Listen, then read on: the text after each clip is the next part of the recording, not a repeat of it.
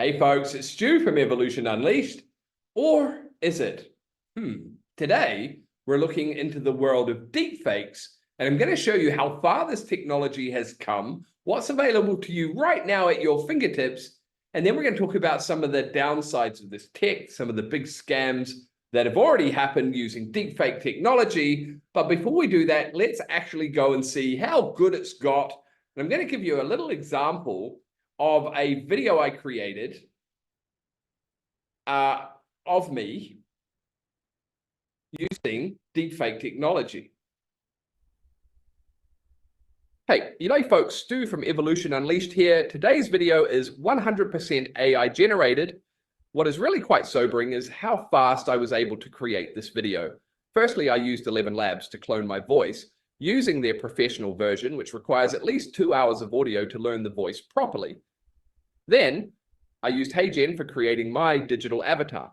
Rather than just upload an image, it takes a 2-minute video to learn your facial movements and creates an instant avatar which moves just like me. From there, I can create any number of videos purely by adding a written script to my 11 Labs voice, generate the audio clip, and upload that to HeyGen and have my instant avatar use that script. So yeah, hard to believe this video is completely fake. What do you think about this? Worried about deepfake technology? Let me know in the comments below. Kind of weird seeing myself talking and the head movements, the facial expressions, very similar to me. Obviously, the lighting in here is a bit bad right now because it's nighttime where I'm filming, but incredible step forward. And that was pretty indistinguishable. And the bit of editing, I could probably make that completely look and sound like me 100%. And that's technology, folks, that you can use today. That took me literally, after setup, which took about 20 minutes, I suppose, that took me 5 minutes to create. Now, we can create fun stuff and, not all the avatars look as good. Let me show you sort of the next step down, but you're still going to see a lot of this content already, especially on YouTube and places where you see video. There's so much of that deepfake stuff. So I want to introduce to you this comedian, Dirty Dave. Good evening, everyone. I've been thinking a lot lately about the future of humanity, specifically about whether artificial intelligence will one day rise up and destroy us all. You know, just your typical light-hearted comedy material.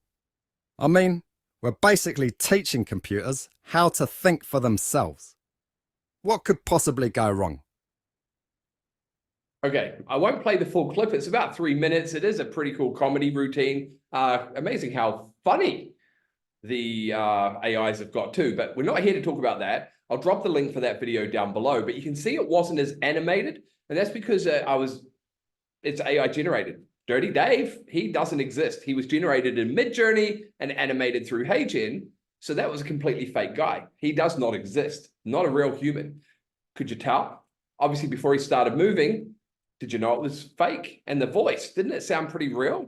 So, the point is that we are very close, if not there already, where there are going to be deepfakes that are indistinguishable from reality. And there already are. Tom Cruise selling supplements. The video's been circulating a lot. Obviously, it's not Tom Cruise. Oh, look, you should buy my supplements. No, that's AI generated, completely fake. And this is what we've really got to start thinking about. Now, I don't have the answers today, folks, for how we mitigate this.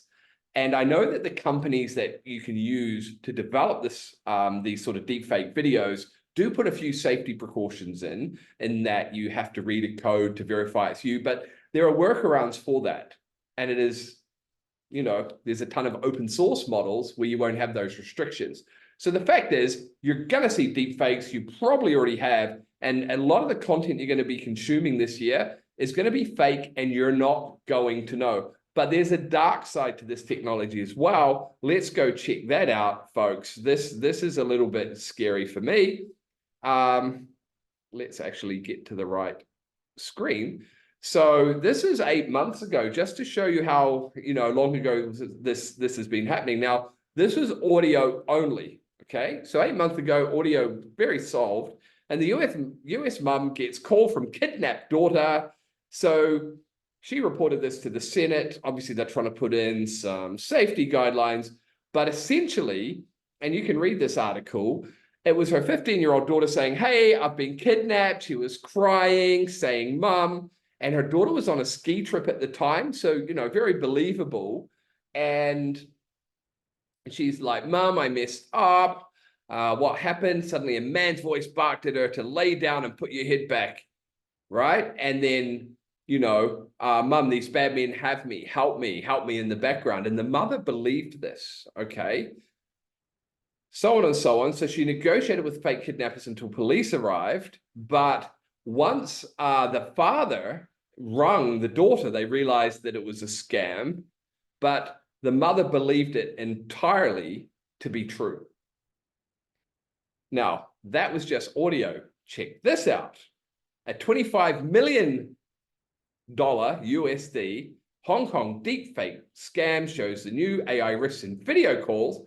So basically, this poor employee is on a Zoom call with what he assumes is 5 of his colleagues, and they're all AI-generated avatars cloned from the real people, and they instruct him to wire $25 million. It's his boss telling him to do it. Why wouldn't you? Crazy. And $25 million scammed. So again, look, folks, deepfakes are here. And when you get that next phone call from somebody in a panic state, or you get to see a video of somebody saying something that just doesn't ring true, go to that person and verify it. Ring the original numbers that you have in your phones.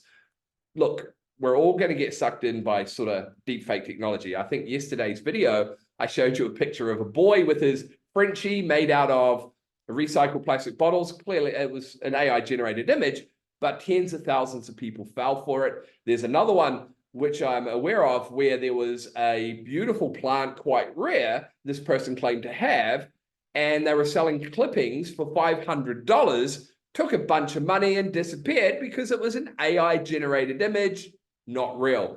So folks, you're not going to be able to trust what you see is real.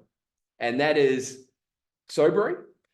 I wish I could tell you I have the answers, apart from just be careful, put in some code words with people you trust, for example, you know, or people in your family. Hey, if anything happens, this is a code word that I'm going to ask you. And if you don't know it, oh no, it's not you. But the thing is, we're not going to be able to trust what we see. And that's going to create a lot of interesting headaches. Obviously, there's scams. There's a lot of good that can be done with this technology as well. But I'm interested in your thoughts. What do you think about deepfakes? How are we going to mitigate it? How are you keeping yourself safe?